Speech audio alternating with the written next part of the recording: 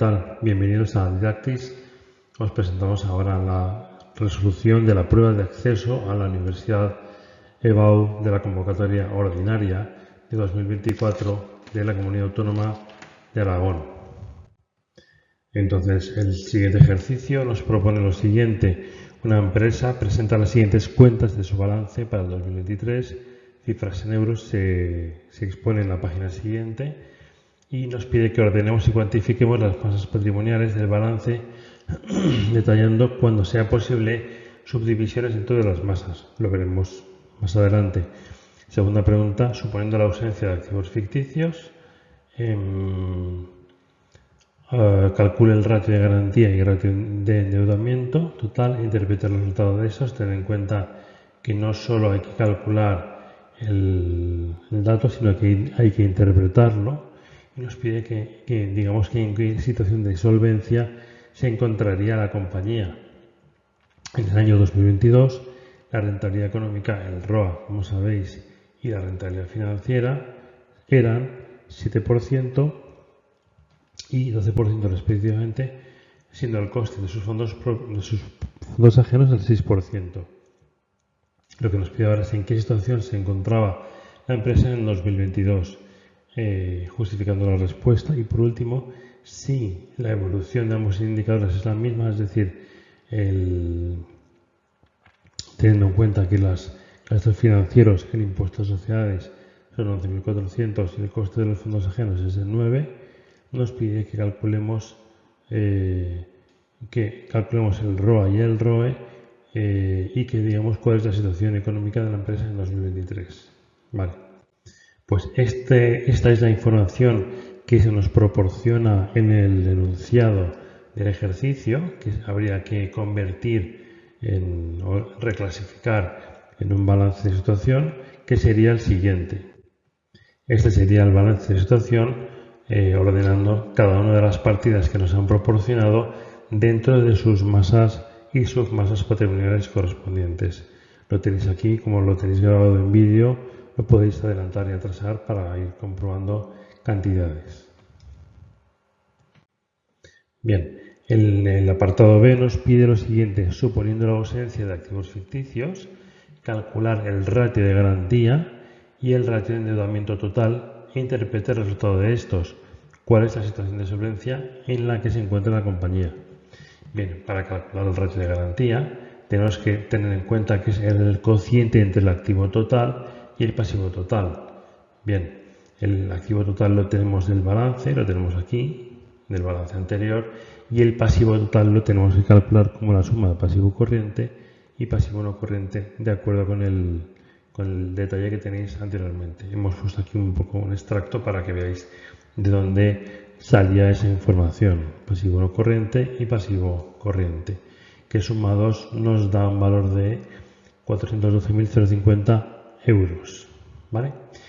Bien, entonces el ratio de garantía nos da valores de 2,088 y ahora calculamos el ratio de endeudamiento para el 2023, dividiendo el pasivo total, que ya hemos calculado, entre el patrimonio neto, que como veréis, como podéis comprobar en el balance de la página anterior, es de 448.350 euros, dándonos un valor del ratio de endeudamiento de 0,919.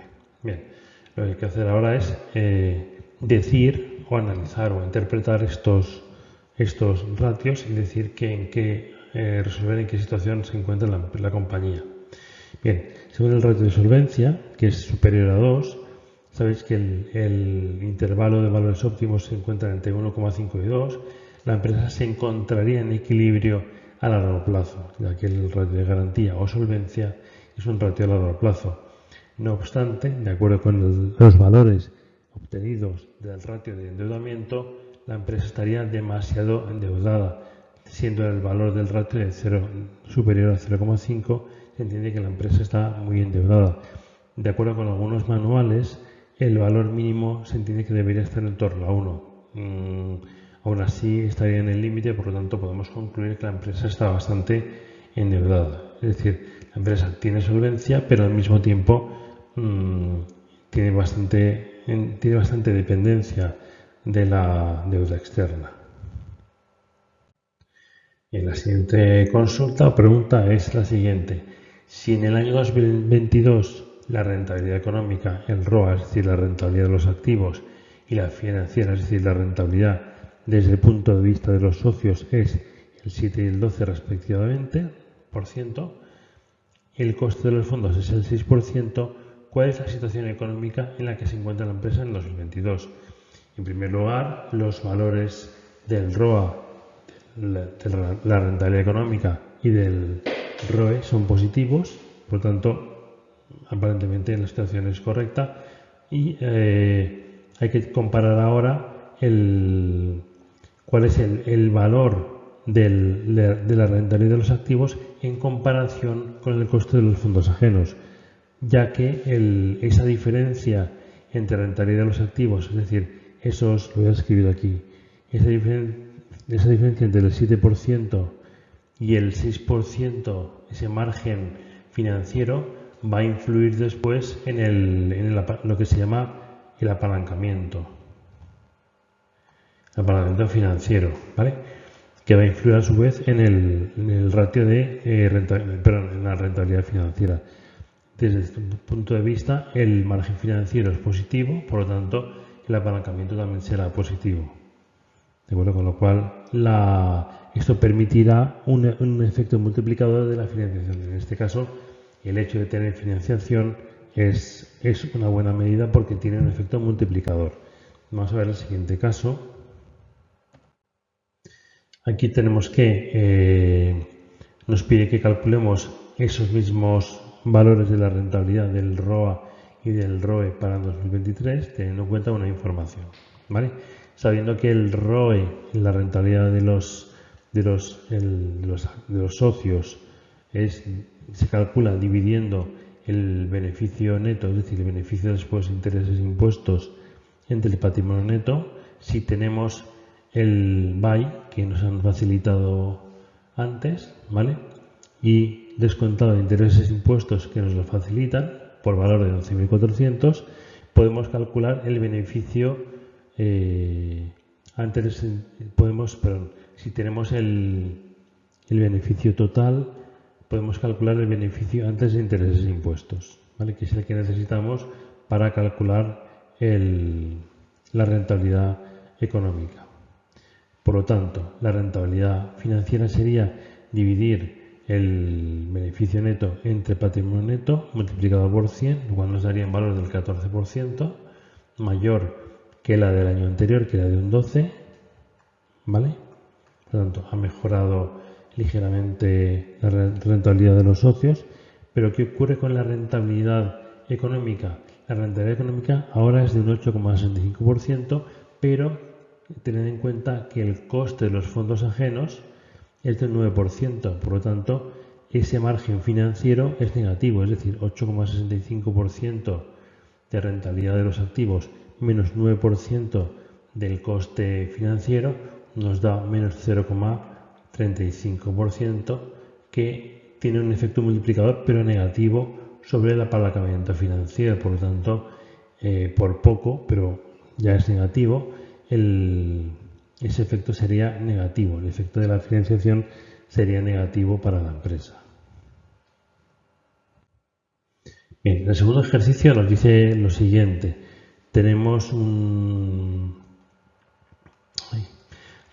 la directora financiera de la empresa Zenit está valorando la viabilidad económica de un proyecto de inversión con unas características, un desembolso, unos cobros y unos pagos para cada año y su crecimiento del año siguiente, con una duración de 4 años, y nos pregunta lo siguiente. Primero, calcular flujos netos de caja. Segundo, calcular el payback del proyecto. Tercero, calcular el VAN del proyecto con una tasa de descuento del 9% y justificar cuál de los dos métodos es más conveniente para la valoración de este proyecto.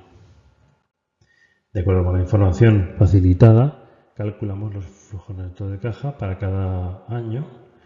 Entonces calcularíamos, este sería un poco el resultado, ¿vale? Flujo neto de caja, perdón, desembolso por este importe, y esos serían los flujos netos de caja de cada año, ¿vale? Segundo, calcular el payback del proyecto. Para calcular el payback, sabéis que tenemos que ir compensando el desembolso inicial hasta el año en que se recupera. Como veis, en el año 0 no hay flujos, no se recupera, ¿vale? En el año 1 todavía no se ha recuperado, en el año 2 todavía no se ha recuperado, por lo tanto ya han transcurrido 2 años y el tercer año se recupera completamente, por lo tanto podemos concluir que el plazo de recuperación es de 3 años justos. En este caso al payback no le interesan los flujos del cuarto año porque en el tercero ya se ha recuperado, por lo tanto se recuperaría en un plazo de 3 años, como veis ahí. Bien, ahora nos pide que calculemos el valor actual neto del proyecto, teniendo en cuenta que la tasa anual es del 9%, el coste de capital o la tasa de descuento es del 9%, teniendo en cuenta la fórmula principal que ya os solemos poner para que tenerla como apoyo. Calculamos el VAN del proyecto y observamos que el valor del VAN es positivo de 2.899,19 euros. Por lo tanto, al ser el VAN superior a cero, el proyecto es viable y genera valor para la empresa. Por lo tanto, se puede llevar a cabo, se puede efectuar. En la pregunta D nos dice, ¿qué criterio es mejor? Bueno, pues ambos criterios son distintos. Lo que pasa es que el VAN es superior porque tiene en cuenta el valor de los flujos al cabo del tiempo, es decir, en función del tiempo transcurrido, mientras que el payback es el plazo de recuperación es un método estático. Bien, el tercer ejercicio nos dice lo siguiente. Una empresa se ha creado para la fabricación de freidoras de aire y para que esa empresa empiece a tener beneficios tiene que producir y vender 25.000. Es decir, esto vendría a ser el umbral de rentabilidad a un precio unitario de 85. Y nos pregunta lo siguiente. ¿Qué son esas 25.000 unidades? Bueno, ya lo hemos dicho. ¿Qué ocurriría en el hipotético caso de que las ventas anuales fueran 24.000? Ahora lo contestamos, pero ya lo habréis adivinado o lo habréis deducido. Suponiendo que unos costes fijos de 1,5 millones, ¿cuál es el coste variable unitario? Lo calculamos ahora. Tercero, ¿cuál debería ser la productividad diaria del trabajo para alcanzar las 25.000 unidades en 150 días de trabajo? Y último, el incremento del salario de los trabajadores de la empresa ha hecho que los costes variables se incrementen en un 4%. ¿Vale?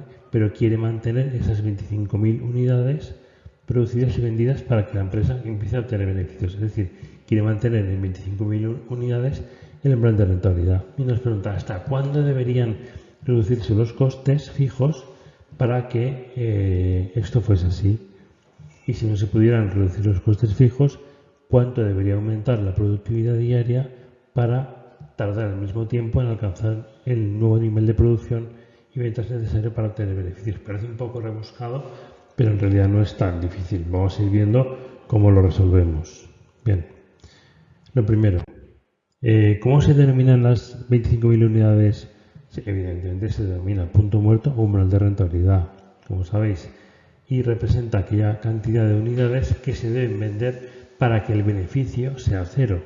Para empezar, es decir, a partir de la siguiente unidad, la empresa empezaría a obtener beneficios.